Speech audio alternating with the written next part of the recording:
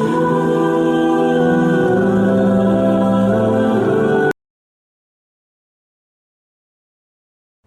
اللہ الرحمن الرحیم۔ السلام علیکم viewers, welcome back to my channel Miral Hussain official.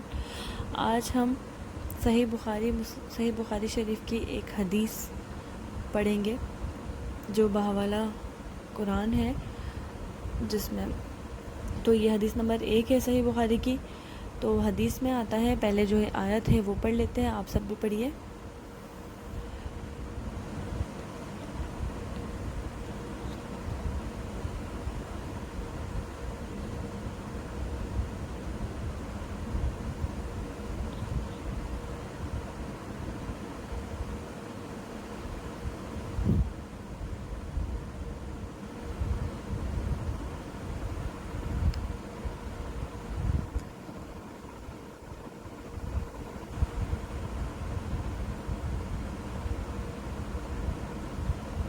یہ ہماری آیت مکمل ہو گئی۔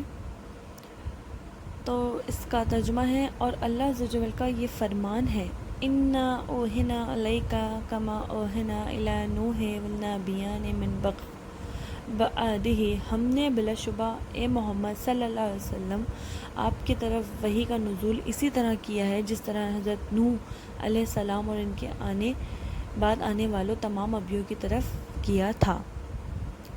صحیح بخاری کی حدیث نمبر 1 کا بحوالہ قرآن کی آیت سے یہ ہے، اس میں آپ صلی اللہ علیہ وسلم فرما رہے تھے کہ تمام اعمال کا دار و مدار نیت پر ہے، اور ہر عمل کا نتیجہ ہر انسان کو اس نیت کے مطابق ہی ملے گا۔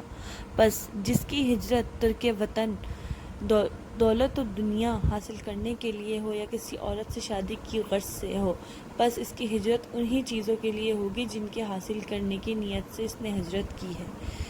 مطلب سمجھے آپ لوگ؟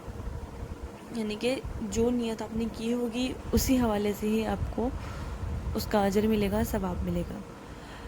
آپ لوگوں سے میری ایک ریکویسٹ ہے کہ اگر آپ کو میری ویڈیوز پسند آتی ہو یا پھر میری چینل آپ کو اچھا لگتا ہو تو میری ویڈیوز کو لائک کیجیے اور میرے چینل کو سبسکرائب کیجیے، اور بیل آئیکن کو دبانا کبھی مت بھولیے۔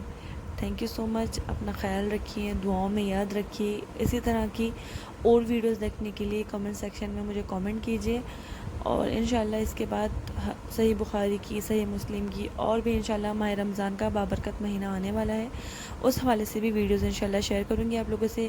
میری کوشش ہے اچھی سے اچھی معلومات آپ تک پہنچاؤں۔ اپنا خیال رکھیے۔